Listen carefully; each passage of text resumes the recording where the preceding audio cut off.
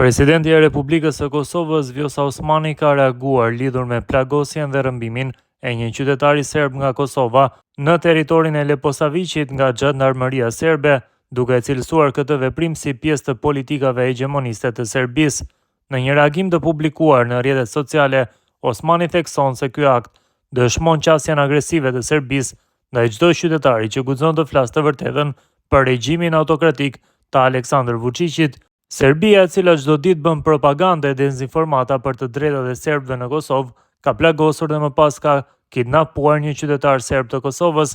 Kjo është edhe një dëshmi shtesë e qasjes së saj hegemoniste, ku çdo qytetar që guxon të flasë të vërtetën rreth regjimit autokratik të Vučićit sulmohet dhe torturohet në mënyrën më barbare të mundshme, ka shkruar Osmani. Ajo ka bërë thirrje që komuniteti ndërkombëtar, veçanërisht bota demokratike, të reagojë dhe të ndalojë këto sulme që rrezikojnë paqen dhe stabilitetin në rajonin e Ballkanit.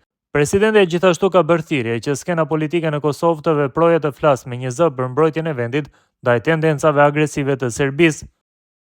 Policia e Kosovës ka bërë me dije se më 1 nëntor ka pranuar informacion se në zonën e Leposaviqit, një shtetas i Kosovës i nacionalitetit serb, dyshohet se është plagosur dhe më pas është rrëmbyer brenda territorit të Kosovës nga Zhandarmëria e Serbisë.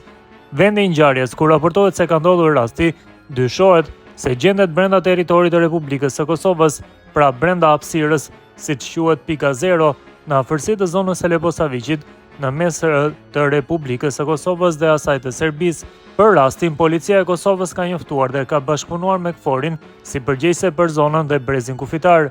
Kështu sqaroi policia e Kosovës përmes një njoftimi më 3 nëntor. Sipas burimeve të medias Arbresh.info, personi i cili u rrëmbye dhe u plagos nga Zhandarmëria e Serbisë është Milan Vukasinović, i cili është i punësuar në pikën kufitare të Jarinjës si punëtor i Byros Kosovare të Sigurimeve. Ai po ashtu është antar i iniciativës qytetare Fytyrë e Re, Drejtësia Popullore. Më datë 1 nëntor, rreth orës 12, Milan Vukasinović ndodhej në automjetin e tij Lada Niva me targa në P025 UI, ngjyrë bordo, në fshatin Jelakse, në vendin e quajtur Logvic, e cila gjendet në territorin e Kosovës, afër kufirit me Serbinë, deklaron një qytetar nga Leposaviqi, i cili mbetet anonim. I njëjti deklaron se Milan shpeshherë blinte mjalt nga Daki Antić, nga Kurshumlia, i cili është i punësuar në ushtrinë e Serbisë. Edhe atë ditë kishte shkuar për të marrë mjalt si zakonisht. Sipas zakonit, Antić hynte rreth 200 metra në territorin e Kosovës dhe pastaj kthehej në Serbi, ndërsa Milan zakonisht blinte deri në 5 kg mjalt prej tij. Gjatë mbërritjes në vendin e takimit, nga pylli dolën disa persona të armatosur, të veshur me uniforma të zeza dhe të gjelbra, me maskra në fytyrë. Milan nuk u ndal për vazhdoi të ngjiste makinën. Radojqishi, i njohur si Frikacak, siç thuhet në dëshminë e siguruar nga Arbresh.info, gjithmonë qëllon nga pas dhe ashtu kishte vepruar edhe këtë herë. Dëshmitari bën të ditur se pas ngjarjes tragjike, grupi terroriste kishte transportuar Milan në spitalin e Prokupljes me duar të lidhura.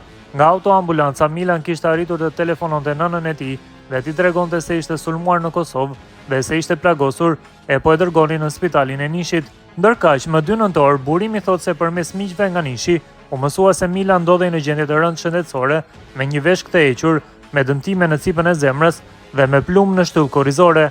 Gjithashtu, sipas burimeve të tjera, Milan Radojqić ka qenë ai që ishte parë në Kosovë bashkë me pjesëtarë të Agjencisë së Sigurisë Ushtarake të Serbisë, mes tyre edhe një oficer me emrin Sedlar. Ata kishin qenë me 3 xhipa pa targa në Proklupje.